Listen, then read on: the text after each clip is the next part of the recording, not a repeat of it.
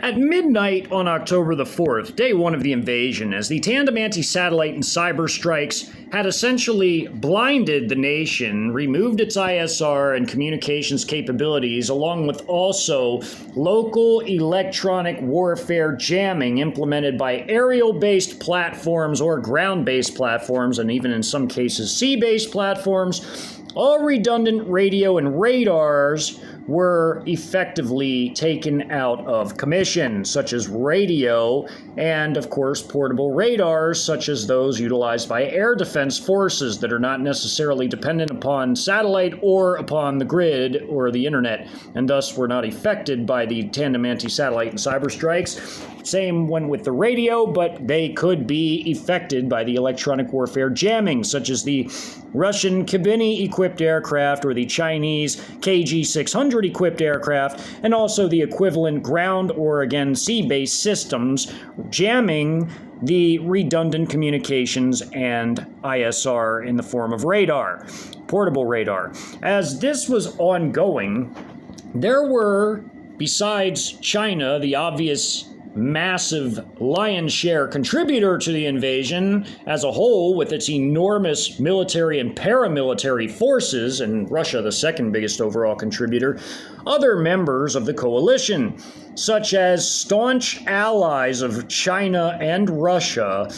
like Pakistan, a very firm Chinese ally, a traditional Chinese ally, and North Korea, essentially a Chinese satellite nation, as well as also Iran, now firmly cemented into the Sino-Russian camp via ample numbers of agreements going back to 2021, whereupon bilateral agreements with each, China and also Russia, were conducted by Iran to station their troops inside their nation. And from there on out, they had become ever more economically and also militarily cemented into the Sino-Russian Bloc. As Iran and Pakistan were both the undisputed major powers of the Islamic world insofar as Tier 2 regional powers were concerned, only Turkey rivaled each of those nations in terms of the hard power they possessed, but for the most part, Pakistan and Iran were the major military powers of the Middle East and South Asia, besides, of course, India in South Asia and Turkey in the Middle East, besides Iran. As these two nations, especially Iran, had conducted a series of military overhauls to the point to where Iran now had a full drone doctrine built into their military, similar to China and Russia. The Pakistanis were catching up as they were dispensing with a lot of their Western hardware in favor of Chinese hardware, as they were either license building or importing Chinese military hardware, and were beginning to, as China was the world's single largest drone producing nation, import quadcopter Recon drones from China to at least integrate in the company level, as it would take more time to begin to integrate them in the platoon and squad levels, as all of the NCOs at these levels would have to be retrained in order to operate these drones. By the time the invasion had broken out, the entire overhaul process had not been fully finished by the Pakistanis, although the Iranians were a bit further along in terms of integrating drones and ISR capabilities into their military forces, as the Iranian forces possessed drones at the quadcopter level down all the way to their platoon levels, which was very impressive considering their nation and size of forces were concerned when compared to a superpower like China, the undisputed world superpower by real facts and figures,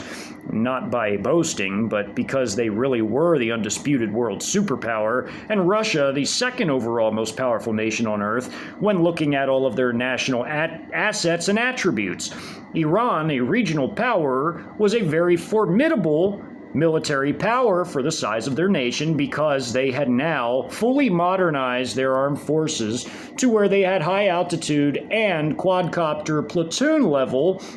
reconnaissance drones. They were also a very missile-heavy military power, as they had a very potent paramilitary force with its own branches known as the IRGC. And they also had their regular military, as China also had two full militaries. It had its ginormous paramilitary of 20 million with its various branches, as the IRGC had various branches in the Iranian armed forces, and they had their regular armed forces with their air force, their army, their navy, and their air defense forces as it related to Iran. Pakistan had its army, its navy, and its air force. And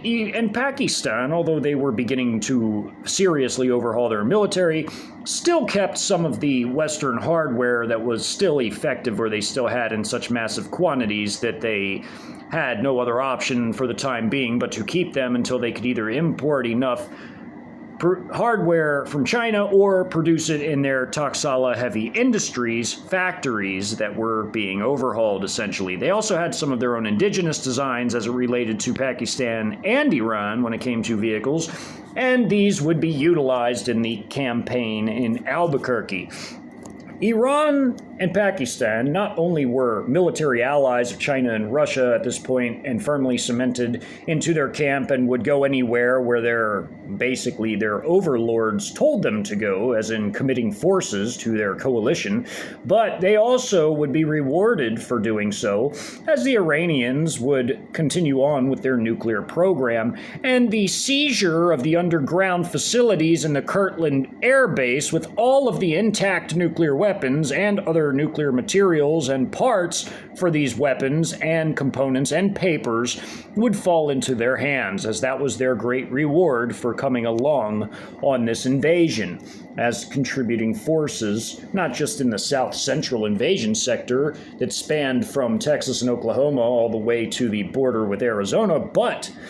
in other parts of the nation as well. But in this particular area, the Pakistanis had contributed 2 full divisions, their 14th and 18th Infantry Divisions, and the Iranians, their 3rd Armored Brigade. And that came from their regular army, as they contributed a paramilitary force, their 44th Pozdoran Brigade, in the northeast of Oklahoma, which was their paramilitary IRGC ground forces, not to be confused with their regular army forces of the 3rd Armored Brigade, which was operating in the Albuquerque battle.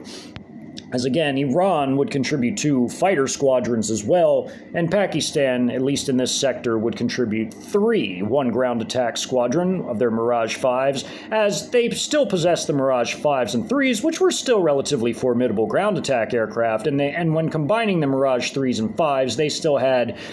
about 175 of these aircraft remaining, and their Mirage 5 squadron would contribute heavily to the combat in the Albuquerque area, and their JF-17B squadron, committed to this area, would also conduct their air superiority operations, while the F-16C squadron again would fly on to assist the Russian 8th Combined Arms Army and give them air power over flights for air superiority operations just to the north in the Santa Fe area, as would the J-82B squadron, which would fly further north into this area as well. While this Russian bomber squadron of the Tu-160, which were a very destructive heavy strategic bomber aircraft and were supersonic,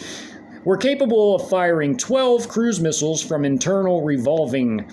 bays inside of their internal bomb bay, as well as carrying 93,000 pounds of air-dropped ordnance as well, which was even more than what their Tu-22M carried at 53,000 pounds. The only other bomber in the coalition that could carry this much ordnance was the Chinese Ch-1nese stealth bomber, which also weighed in at being able to carry over 90,000 pounds of air-to-ground ordnance, which was a punishing payload for sure. But this squadron of 8 Tu-160s would fly further north into Colorado and hit major strategic targets in southern Wyoming and in Colorado, also pertaining to the American nuclear forces. while in this area, the Iranians and Pakistanis would conduct a major battle to secure the key road junction of Albuquerque with I-40 and I-25 for the external component of the 14th PLA Group Army and 18th PAP Brigade to pass through the area before fanning out to assist the other Trojans deeper inland, as the 14th PLA Group Army would continue all the way into Colorado, and the 18th PAP Brigade would be shed into this area of Albuquerque to assist the 18th Infantry Division of Pakistan and the 3rd Armored Brigade of Iran, who were operating in the Albuquerque area. As these forces essentially would have ample air support from 4 different aircraft squadrons, 2 coming from the PLAAF, which would consist of a fighter squadron of J-10 fighters, which were a very capable 4th-generation fighter aircraft that China had enormous numbers of, and also the Flying Leopard, the JH-7, which just one JH-7 alone could carry in payload weight nearly 20,000 pounds of air-to-ground munitions, as well as being equipped with the KG-600 electronic jamming pods. The J-82B squadron was usually used in the PLAAF either as a reserve aircraft for reserve air forces or as aerial recon, as they were equipped with the brand new KZ-900 reconnaissance pods, which could surveil radar signals in multiple different bands. And it was an excellent interceptor as well, because with its brand new radar suite in the nose cone that replaced the old air intake area in the aircraft, the JA-2B had become a true 4th-generation aircraft in terms of its capabilities, as it could carry the longest-range air-to-air missile in the world, giving it an excellent intercept capability and standoff capability to fire the PL-15 nearly 200 miles away to hit a target, which was, again, the longest air-to-air missile in the world, which made the JA-2B an exceptionally deadly interceptor.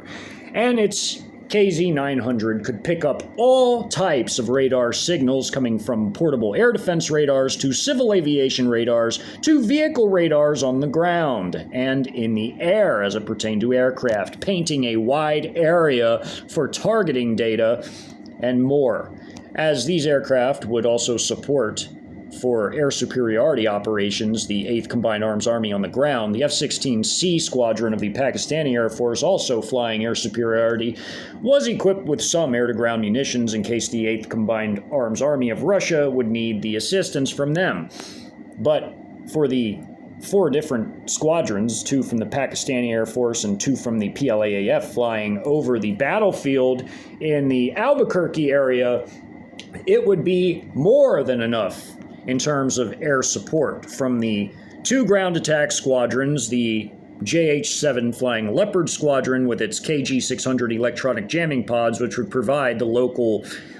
electronic warfare assets to this battlefield, as well as the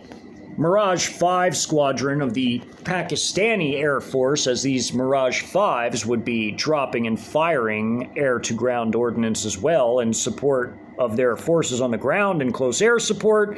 as well as striking certain strategic targets, just like the JH-7 Squadron would be doing as well.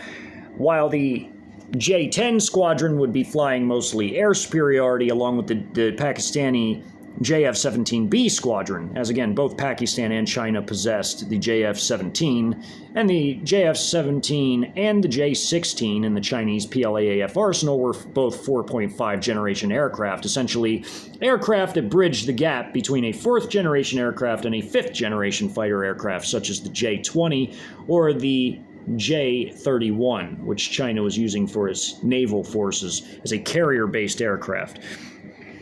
As the Iranian forces present were a highly capable force, the Iranian 3rd Armored Brigade of their regular army was equipped with their brand new, indigenously created Karar main battle tank, which boasted a 125mm main gun. It could fire ATGMs. It also had a remote control weapon station to fire a 12.7mm heavy machine gun, but also had slots for mounting additional machine guns for the turrets, such as this PKM machine gun here for the commander to utilize, or another could be mounted for the gunner. As this main battle tank was a mix of using T-72 design concepts with some Western tank design concepts, it was a completely new and indigenously produced Iranian main battle tank, and was actually quite impressive for what it was. They also used the BMP-2 with their Concours anti-tank missiles, which were devastating, 4 per vehicle, a 30mm autocannon, and a 7.62 by 54mm coax, just as was on the Karar main battle tank with the same coax. And their armored infantry forces were equipped with their standard 7.62 by 39 rifles, as Iran was fully self-sufficient in producing its own small arms and vehicles and other equipment, including drones. These were essentially Russian AKM clones. The Pakistanis, for their part, also used a similar weapon as their frontline standard-issue rifle, which was the Chinese Type 56 rifle, which they imported in large amounts, but they also license-produced as well, and now are creating their own rifle based on the 7.62 by 39 caliber, known as the PK-21. And the Iranians would be utilizing their Shahed 238s, which were a jet-propelled loitering munition with HE and fragmentation and even heat warhead capabilities. As these were fired from a TEL-like truck-based system, they could fire 5 at a time per vehicle, similar to the Russians firing 5 Lancets at a time from their rail-mounted track-based systems. But to make up for the smaller amount fired, because the Chinese could fire 48 at a time from their TEL multi-tube-based systems, the Iranians simply used multiple TEL systems per drone company, as they had a full combat drone company built into their headquarters battalion, as it was a part of their headquarters battalion of their armored brigade. And they would support their armored troops in battle, and they had their platoon-level quadcopter assets. As Iran was a large drone-producing nation, nowhere near Chinese or Russian-sized in terms of drone production, but they still produced large numbers of drones and even missiles, whether tactical, ballistic, or cruise. They were fully capable of laying down enormous amounts of destruction, as they were self-sufficient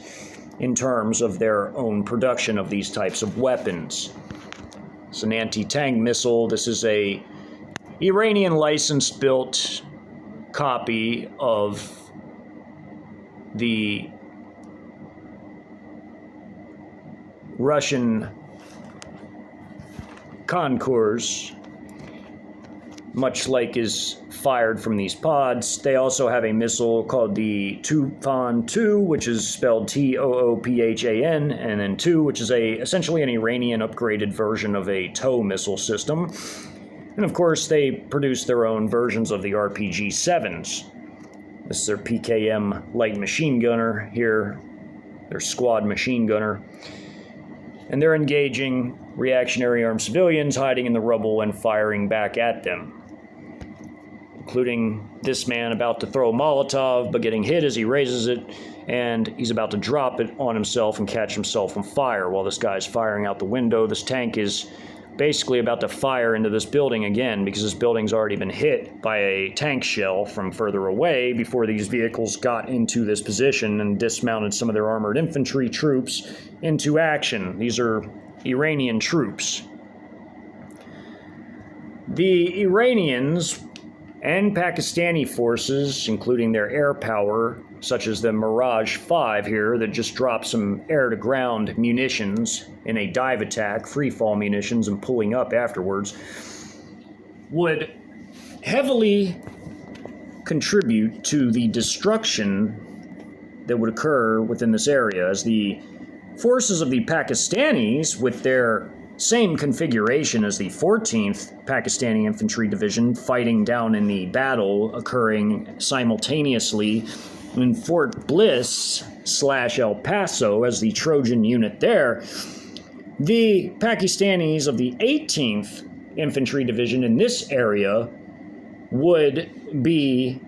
laying down enormous volumes of artillery fire, still using in this division, like the 14th, the American-made M198, which was actually an exceptionally well-built and sturdy howitzer compared to its replacement in the form of the M777, which had parts that wore out too quickly, as it was an artillery piece designed to make money and designed for a different type of warfare, which was not high-intensity warfare. Whereas the older American howitzers, like the M198, were designed for war against the Soviet Union on the plains of Europe back in the late Cold War. And as a result, these were very durable, well-built howitzers. And the forces of the two Pakistani artillery battalions within the 18th Infantry Division were comprised of these howitzers. Although the Pakistanis had a lot of Chinese artillery systems and also even some Russian systems, they still utilized some of their older American systems, such as these fine howitzers, and they were indeed fine howitzers. The only benefit of the M777 over these is the light weight of the howitzer when compared to the older M198, making it highly portable and easy to put in places where heavy firepower normally wouldn't be able to go, such as in mountains and other places. But the drawback is that, again, it has titanium parts that wear out exceptionally quick, and it is not made to sustain high volumes of fire in a high-intensity war. However, the older M198 can, because its parts are more durable and it lasts longer without maintenance. As in this image, the Pakistanis are firing from their CCP property in the foothills of the Sandia Mountains at targets in the city in Albuquerque. They're preparing their 155 shells. This is their powder canister where they put the powders in after they load the shell in with the loading rod, and they put the powders in afterwards, and they close the breech, put in a primer, hook up the lanyard, and pull like this guy's doing right here, and sends a shell out at the target. There's the gun chief over here. It's the gunner, number one man. And there's other members of artillery crews as well with different jobs, but just highlighting three right here in this image. As the two battalions combined boasted a total of 108 of these howitzers, these were all 155 millimeter howitzers that could deliver enormous volumes of destruction on enemy targets. These are Pakistani infantry troops maneuvering in their half-squad elements, bounding and covering, while this half-squad is putting down heavy fire, including with this one-time use system, the Spanish-made anti-tank system, and their light machine gunner and other riflemen, while these other riflemen here are bounding ahead. These forces, again, were configured in the same manner as the forces fighting to the south of the 14th Pakistani Infantry Division. They also had combat engineers, and they had their two armored battalions comprised of the the Al-Khalid main battle tanks, which were essentially the Chinese Type 90-2, but the Pakistanis purchased these and then began to make them and rename them the Al-Khalid. These were a state-of-the-art main battle tank, make no mistake about it, and were very destructive with their 125 millimeter main gun, just as the Karar, and could fire the ATGMs from this system, just as the Karar could also fire ATGMs, as could Chinese and Russian tanks as well. as the fighting going on in El Paso consisted of the Pakistani Trojans storming the installation as Russian Su-57s and MiG-31 aircraft from the two different squadrons, as well as a Tu-95 heavy strategic bomber squadron firing their long-range cruise missiles from further afield and hitting targets, along with Chinese missile forces and even Iranian missile forces from the IRGC's 7th Al-Hadid Missile Brigade, which hailed from Karaj in Iran. That was their home base. The Pakistanis, with their Babur Alpha-1 cruise missiles, which could carry quite a hefty payload and had a range of 470 miles, were fired by their 176th Artillery Missile Regiment. And these would support the actions occurring in the battle now breaking out in the Albuquerque area. These PAP artillery forces of the People's Armed Police 18th Brigade are opening fire with their Type 83 towed 122mm howitzers in support of the operations occurring in the border, just as the PLA forces were using their even heavier artillery and shelling their areas of responsibility as well. So these People's Armed Police troops, these paramilitary forces, absolutely do have artillery and they have heavy weapons, although most of their forces are usually on the lighter end with wheeled vehicles such as the WZ-551 IFV and APC version. They also did have heavier track-based forces as well, and towed artillery that was passed down to them from the PLA, such as these Type 83 122mm howitzers that are being fired from their positions in Mexico.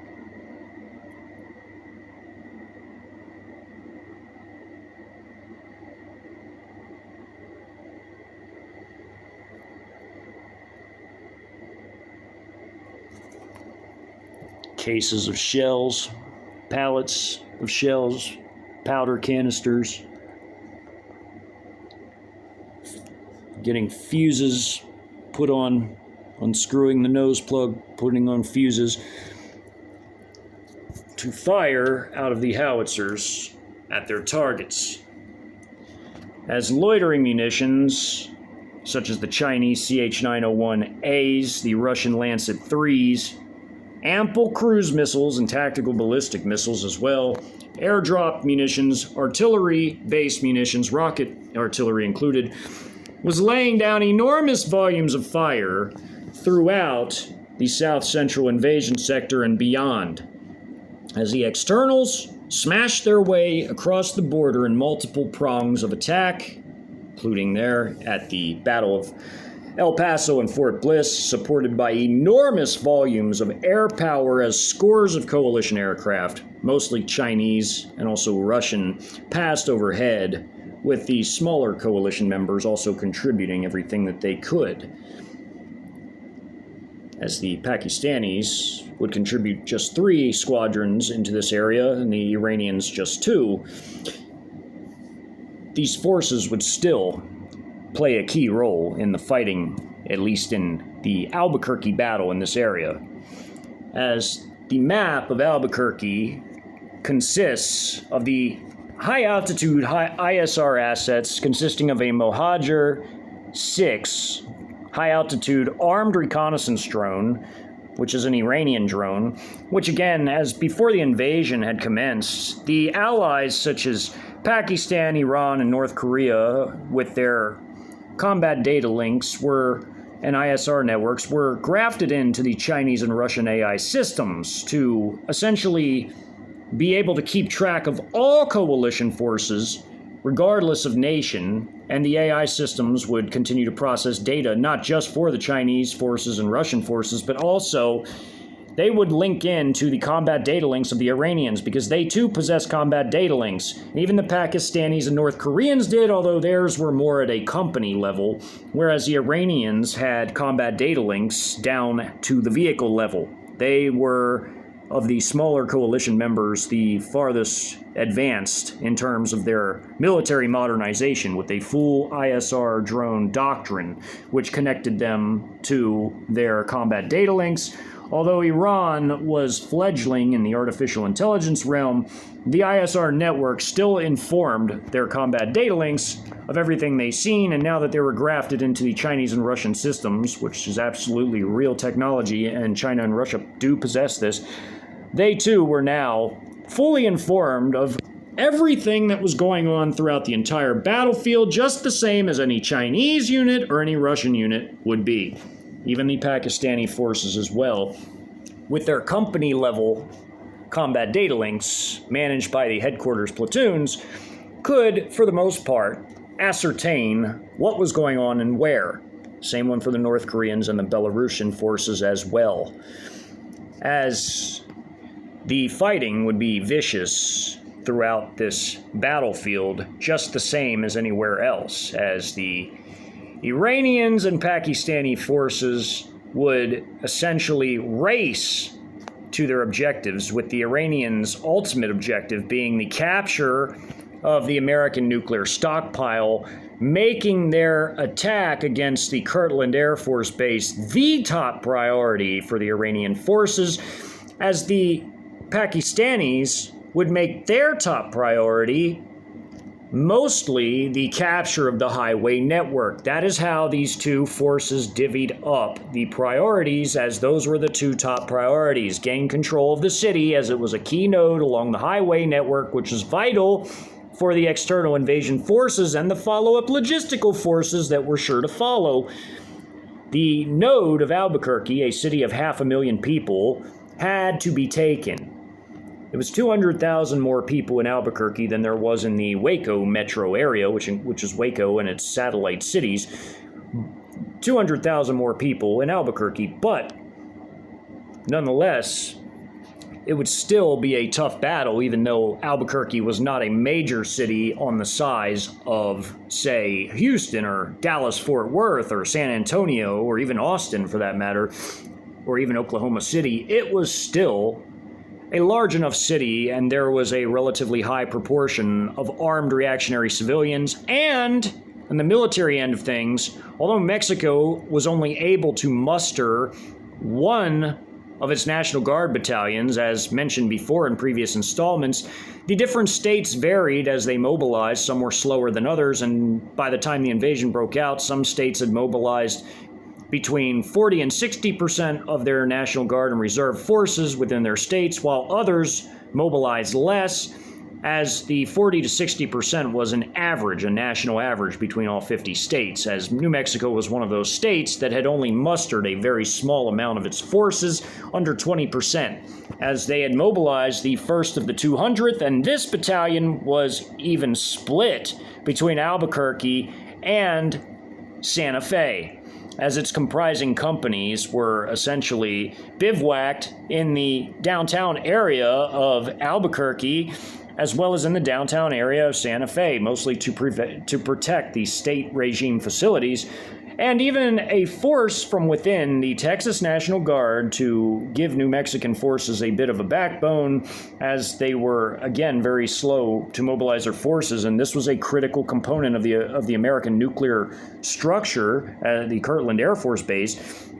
The National Guard forces' main priority would have been to assist in the defense of the entire city, which included the Kirtland Air Base. But because they were just being bivouacked temporarily in the city, including in parking lots and hotels, they, as the force from the 2nd of the 198th had arrived, the battalion being mentioned, the company being mentioned, the Alpha Company from the 2nd of the 198th, which came from the 155th Armored Brigade Combat Team, had been sent in to effectively do interoperability training with the first of the 200th, and this is before the invasion, as again, the invasion was a complete and total surprise. It caught the Americans off guard. All they were expecting was some kind of attack. They didn't know it was going to turn into a nationwide invasion, the biggest ever in human history. They were anticipating something smaller, which they figured this would be sufficient, including the para-rescue special operations forces that were stationed on the Kirtland Air Force Base as well, as this base was home to all kinds of training centers, primarily for flying rotary aircraft, such as helos, such as the HH-60Gs, the UH-1Ns, the Ospreys, and also even prop aircraft, prop planes, such as the Hercules, the transport aircraft. These were all stationed here in Kirtland, and other systems as well. And there were many training centers and schools, as well as also the Pararescue Special Operations Forces based out of Kirtland. And some at the time of the invasion,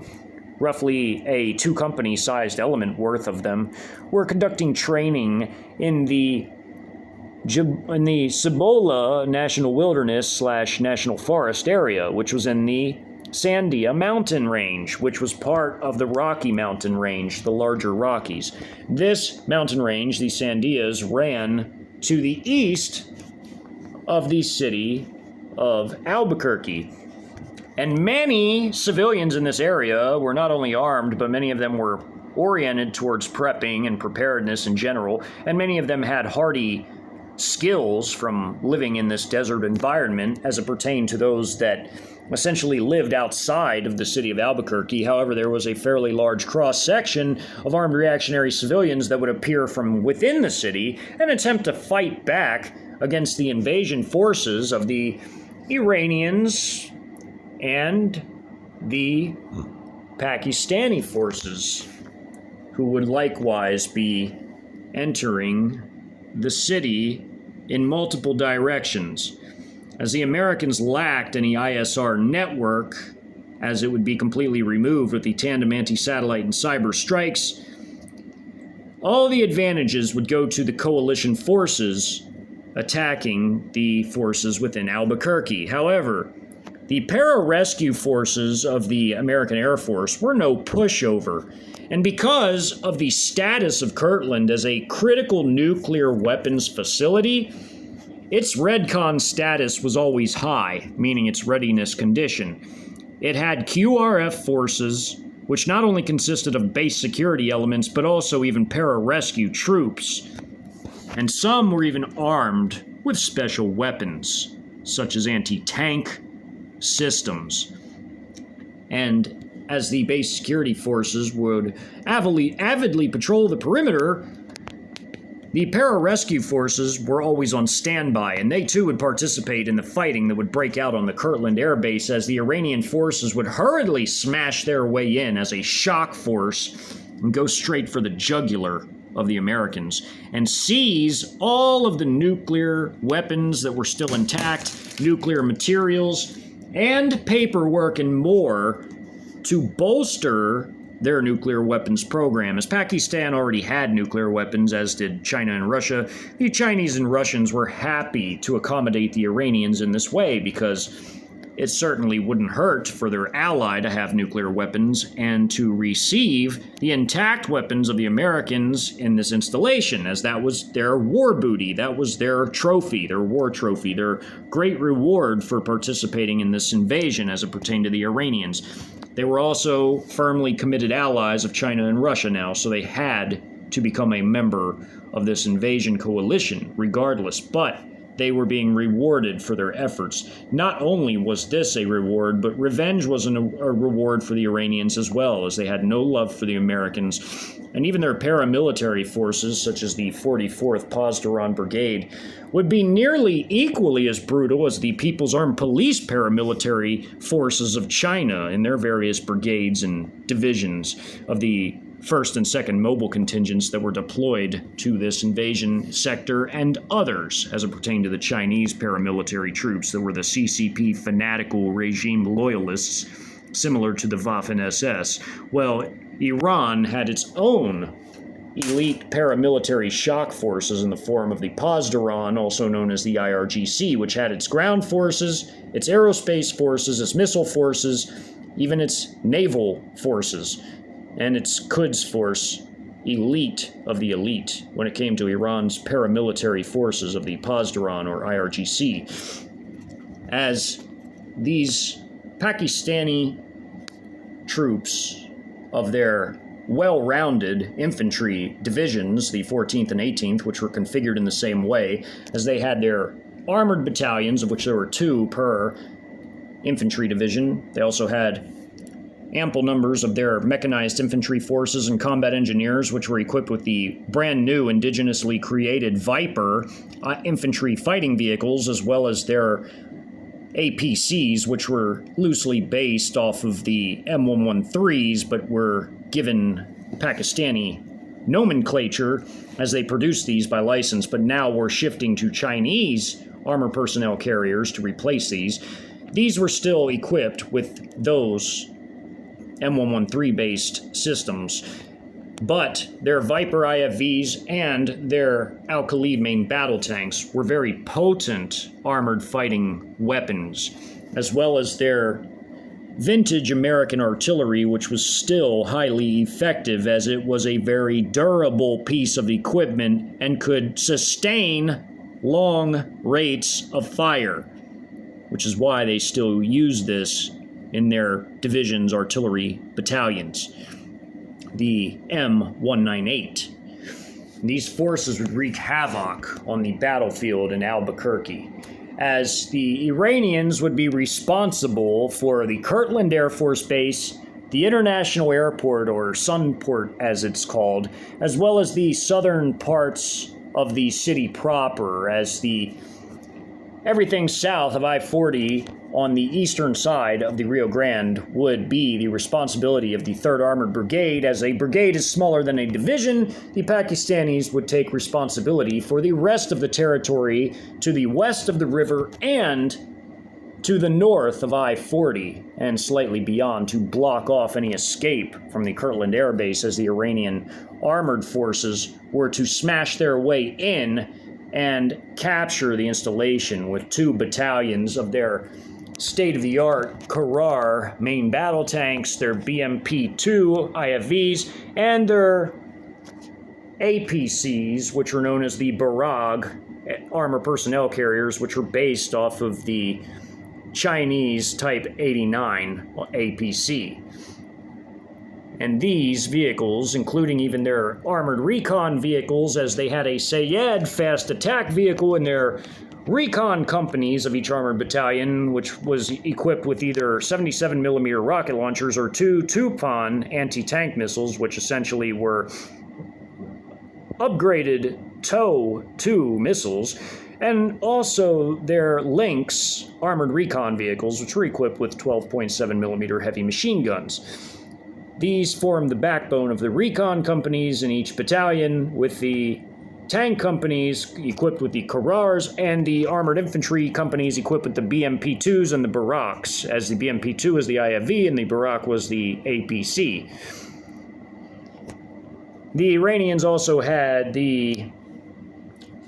Yazara 3, which was their SHORAD systems. Although the Iranian regular military had its own air defense branch, the SHORAD forces of their armored battalion were equipped with this copy of the Chinese HQ-7, which was an outstanding short-range air defense system, as the Pakistanis used it as well. The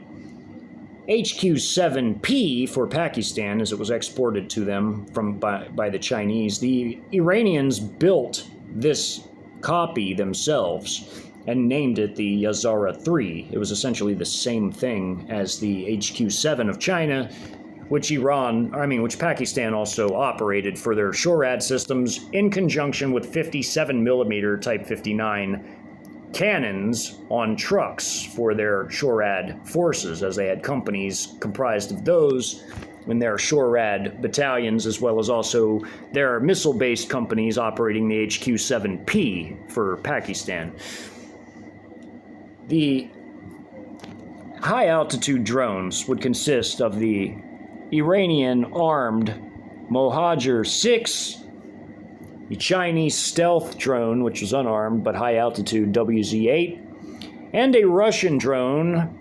operating in this area just to the south of their forces, which were operating to the north of this area, called a four-post, which was a high-altitude recon drone as well. The Chinese and Russian drones linking into their own AI systems, as well as also now grafting in the Iranian ISR assets and their network into the Chinese and Russian AI networks to combine all the data streams essentially into one of the entire coalition and all of its members, which even grafted in, of course, the Pakistanis and North Koreans and Belarusians as well. There were members of the coalition, however, that were less technologically advanced and didn't possess these types of capabilities to be grafted into this system, but nonetheless, they would be worked in to the invasion, such as some of the Latin American forces operating alongside of the 2nd Combined Arms Army that were attached to them in the San Antonio area, as well as some other areas and types of forces that were involved. They were part of the larger Foreign Expeditionary Force, which totaled 500,000 troops from other nations, besides China and Russia, who China contributed 10 million and Russia 2 million, which were the leaders of the coalition. As the clock struck midnight on day 1 of the invasion, all hell was about to break loose in the Battle of Albuquerque, as the air power coming into the area was immense, as would be the ground power and the ISR dominance of the coalition as well, as these forces would begin a hail of artillery fire and race as fast as possible to their objectives, as well as receiving enormous missile support from tactical, ballistic, and cruise missiles between the 3 different nations firing missiles into this particular area of operations. Many would perish in the heat of battle.